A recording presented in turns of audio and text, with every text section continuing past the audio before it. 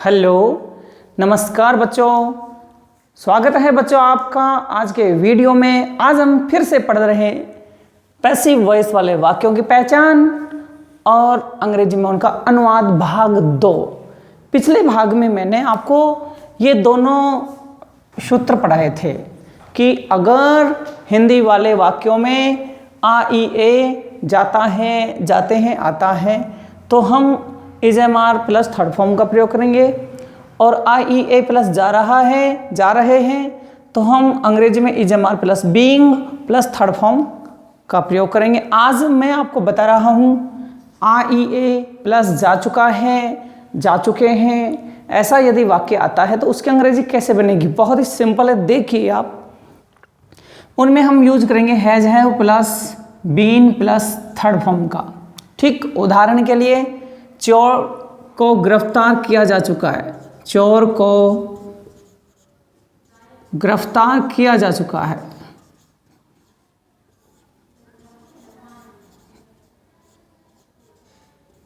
अब आप देखिए यहां अंत में आया है जा चुका है, ठीक है ना, परंतु यहां जाने का काम नहीं हो रहा है, काम हो रहा है गिरफ्तार करने का। किसका काम हो रहा है? गिरफ्तार करने का। मैंने बताया था कि जाना आता है, जाने का कोई भी रूप आता है, लेकिन काम जाने का नहीं हो, काम अन्य हो, तो वहाँ पैसिव वॉइस होगी। तो देखिए चोर को गिरफ्तार किया जा चुका है, तो गिरफ्तार किया जा चुका है। ठीक, तो यहाँ has have been third form एक वचन है, गिरफ्तार किया जा चुका है, गिरफ्तार किए जा चुके हैं बहुवचन हो जाता, लेकिन यहाँ गिरफ्तार किया जा चुका है एक वचन है। एक वचन इसलिए हैज बीन थर्ड फॉर्म लगा देंगे, तो क्या जाएगा? हैज बीन, गिरफ्तार करने को बोलते हैं अरेस्टेड। क्या बोलते हैं?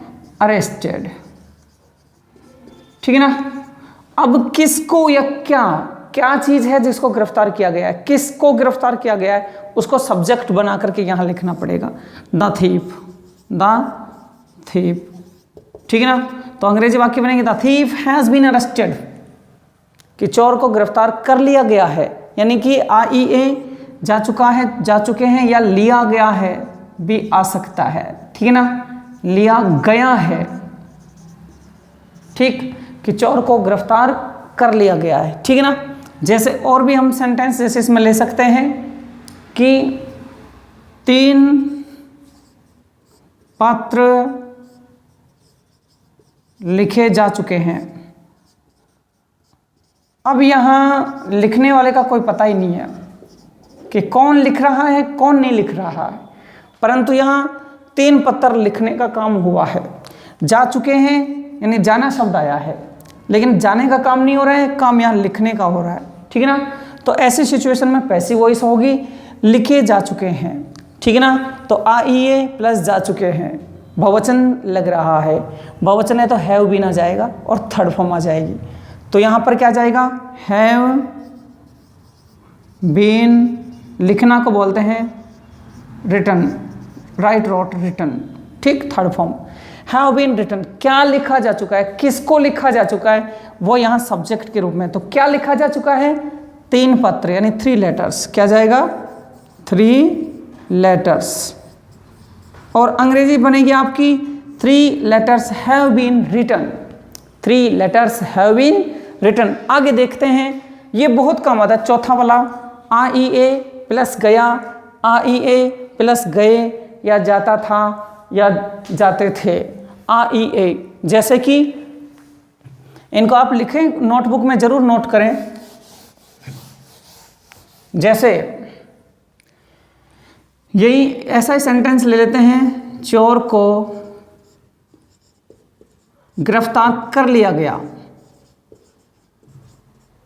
चोर को गिरफ्तार कर लिया गया। उसमें तो था लिया गया है, लेकिन यहां सिर्फ लिया गया। ठीक, गए, जाता था, जाते थे, ऐसा है। अगर आ जाता है तो सेंटेंस ही टेंस ही बदल जाएगा, टेंस बदल जाएगा, प्रेजेंट परफेक्ट टेंस हो जाता है। और यदि है हटा दिया और सिर्फ गया आया तो पास्ट इंडेफिनिट आ जाता है। तो अब देखिए लिया गया, गिरफ्तार करना, और गया आया है तो गिरफ्तार कर लिया गया, यानी यहाँ गिरफ्तार करने का काम है, तो आपका क्या जाएगा यहाँ was were plus third form. गिरफ्तार कर लिया गया यानी एक को कर लिया गया, तो यहाँ पर सिंगुलर आ जाएगा, वाज अरेस्टेड। क्या जाएगा? Was arrested. ठीक है ना। अब किसको गिरफ्तार कर लिया गया, वो सब्जेक्ट के रूप में यहां पर आ जाएगा, the thief. The thief was arrested. ठीक है ना। अगला देख रहे हैं, आईए प्लस जा रहा था, ये देखते हैं। तो आईए प्लस जा रहा था में देखिए आप, जैसे लोगों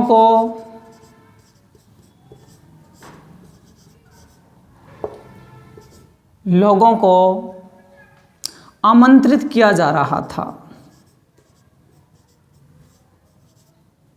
आमंत्रित किया जा रहा था। मैं थोड़ा और बढ़ा देता हूं कि पार्टी में, ठीक है ना, पार्टी में लोगों को आमंत्रित किया जा रहा था। ठीक है ना। तो आप यहां देखिए, आमंत्रित किया जा रहा था आ गया,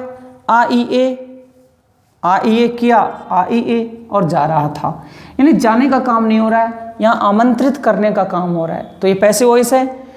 तो आमंत्रित किया जा रहा था, पूरा सेंटेंस पढ़ेंगे तो इसमें क्या है, बहुवचन है, यहाँ लोगों को, लोग बहुवचन है, इसलिए वर आएगा यहाँ पर। ठीक है ना। तो किसको, यानी लोगों को, तो पीपल पहले आ जाएगा, पीपल आ जाएगा सब्जेक्ट के रूप में, पीपल। ठीक। फिर यहाँ वर, ठीक, वाज वर में से वर आ जाएगा, फिर बीइंग आ जाएगा, वर बीइंग, और आमंत्रित करना यानी इनवाइटेड। ठीक है ना। To the party, to the party, party वगैरह में यहाँ इन की बजाय हमें टू द पार्टी करना है। ठीक है। और सेंटेंस देखते हैं हम, खेत में बाजरा या बाजरे के बीज बोए जा रहे थे।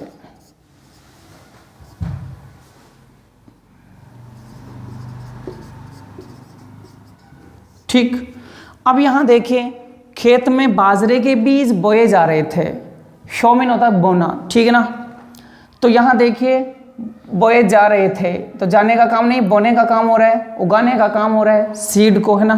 तो बाजरे के बीज, यहाँ बहुवचन है, बाजरे के बीज, ये बहुवचन है, और यही सब्जेक्ट है। क्या बोया जा रहा था, किसको बोया जा रहा था, वही सब्जेक्ट बन जाएगा, the bajra seeds, the bajra seeds. ठीक है ना। और यहाँ फिर प्लूरल है तो वर आ जाएगा, वर बीइंग शॉन। ठीक है ना, थर्ड फॉर्म। उसके बाद में खेत में, यानी कोई निश्चित खेत होगा तो इन द फील्ड आ जाएगा, इन द फील्ड, और यदि ज़्यादा है तो इन द फील्ड्स आ जाएगा। ठीक है। तो इस प्रकार से हम और भी सेंटेंस बनाएंगे। तो आगे और देखिए, ये तो थे 5, यानी कि पास्ट कंटिन्यूस टेंस तक हुआ है, मैं आगे बता रहा हूं। यदि मान लीजिए आई ए आ जाता है, आई ए प्लस में जा चुका था, जा चुका था, जा चुके थे, है ना, ऐसा आ जाता है, तो हमें वहां लगाना हैड बीन। क्या लगाना है, had been plus third form, है ना। जैसे मान लीजिए हम इसी को ले लेते हैं, चोर को गिरफ्तार कर लिया गया था, यहाँ जा चुका था भी, यहाँ लिया गया था भी आ सकता है, लिया गया था। ठीक है ना, ये था। तो यहाँ मान लीजिए चोर को गिरफ्तार कर लिया गया था, ठीक है ना, ये आ जाता है। तो ऐसे में क्या जाएगा, गिरफ्तार कर लिया गया था तो हैड बीन थर्ड फॉर्म, यानी had been arrested, had been arrested. ठीक, किसको? चोर को, द थीफ। अब कई बच्चे सोच रहे होंगे इसी सेंटेंस को 3 बार अलग अलग तरीके से पढ़ाया गया है, तो गौर से सुनिए। मैं था को यहाँ लिखता हूँ, ठीक, गया था और गया है। अगर यूं आता है ये सेंटेंस, चोर को गिरफ्तार कर लिया गया है, तो ये हैज़ बीन आएगा यहाँ पर, हैज़ बीन अरेस्टेड। क्या जाएगा? Has been arrested. सिर्फ गया आता है कि चोर को गिरफ्तार कर लिया गया, तो यहाँ पर वाज अरेस्टेड आएगा, और गया था आता है तो हैड बीन अरेस्टेड आ जाएगा। तीनों में सेंटेंस अलग अलग, तीनों सेंटेंस अलग अलग हैं, तीनों में टेंस अलग हो जाएगा।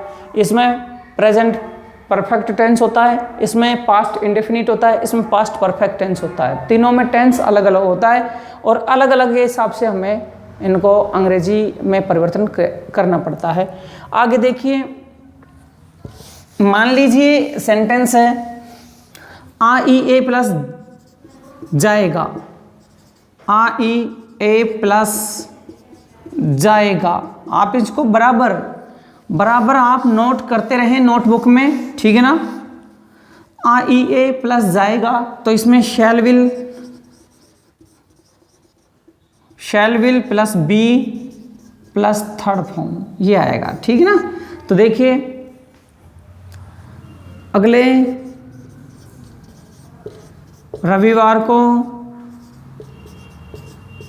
रविवार को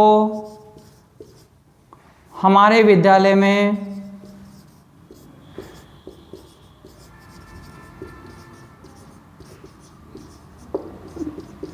एक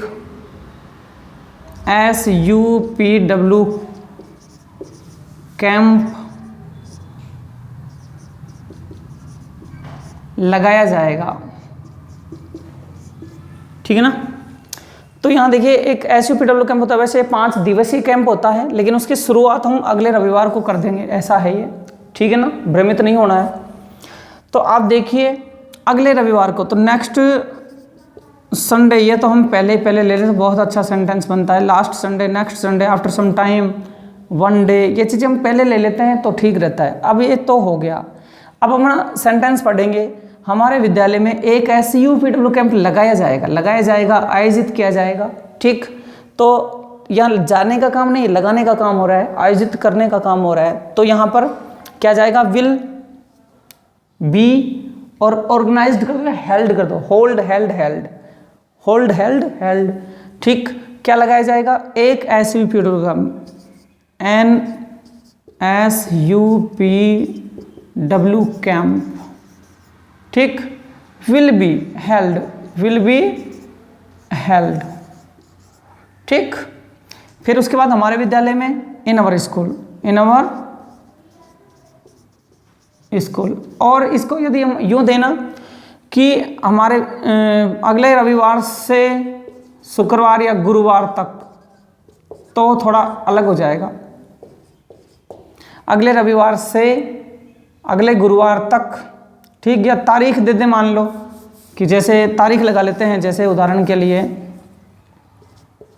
20 अक्टूबर से 24 अक्टूबर तक, 24 अक्टूबर तक मान लो यूँ आ जाता है, तब अपने क्या करना पड़ेगा? NSUPW camp will be held in our school from 20th October 2022 24th October 2020, ऐसा अपने को करना है। वैसे ये फ्रॉम टू वाली तारीख ही आती है SUPW कैंप में। एक दिवसीय कैंप होता है तो उसमें एक दिन का जिक्र होता है, बाकी जो 5 दिन के होते हैं, 3 दिन के होते हैं, उसमें फ्रॉम टू वाली तारीखों का यूज करें तो बहुत अच्छा रहता है। ये मैंने आपको यूँ पढ़ाया है, ये जो मतलब पैसिव वॉइस वाले वाक्य में पढ़ा रहा हूँ, इसका मकसद क्या है? मकसद है कि हम पैराग्राफ वगैरह लिखना सीख जाएं, लेटर वगैरह लिखना सीख जाएं, हमें रटना नहीं पड़े। तो अगला देखिए एक सेंटेंस और मैं आपको बता रहा हूँ, और वो है आ ई ए प्लस जा चुका होगा, आ ई ए प्लस जा चुका होगा, जा चुका होगा, जा चुके होंगे, ऐसा, ठीक है ना। तो वहाँ अपने को लेना है शैल या विल। क्या लेना है? शैल या विल लेना है, plus have been plus third form. ठीक, हम इसके 3 पार्ट पढ़ाएंगे, ये दूसरा है, अगला पार्ट और भी है, वो भी मैं आपको बताऊंगा। तो देखो इस पार्ट का ये लास्ट में आपको बता रहा हूँ कि ये प्लस जा चुका होगा। तो देखिए जैसे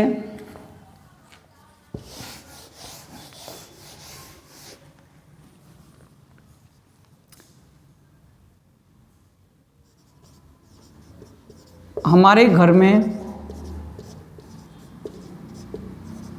20 पत्र लिखे जा चुके होंगे। ठीक, नहीं लिखने वाले पता नहीं कौन है, भाई बहन वगैरह सारे मिल करके जो भी कोई लिख रहे होंगे, ये कि हमारे घर में 20 पत्र लिखे जा चुके होंगे। तो चुका होगा, चुके होंगे, जाना भी है यहाँ, जा चुका होगा, जा चुकी होगी, जा चुके होंगे, ठीक ना। और यहाँ लिखने का काम हो रहा है तो शैल विल, आई और वी के साथ शैल लगाते हैं, बाकी विल तो आप विल लगा लो, हैव लगा लो, और बीन और थर्ड फॉर्म। तो सब्जेक्ट क्या है? 20 लेटर यानी 20 लेटर्स, 20 लेटर्स। ठीक, ये तुम्हारा सब्जेक्ट बन जाएगा, यानी क्या लिखा जा चुका है, किसको लिखा जा चुका है, तो सब्जेक्ट बना दिया। जो क्या का जवाब है वो सब्जेक्ट बन जाता है। तो 20 लेटर्स, उसके बाद में लिखे जा चुके होंगे, तो इसके अंग्रेजी ये है, ये मैंने अपने पास, will have been written, will have been written. उसके बाद में हमारे घर में in our house, in our house. तो ये सेंटेंस हैं जो पैसिव वॉइस से रिलेटेड थे।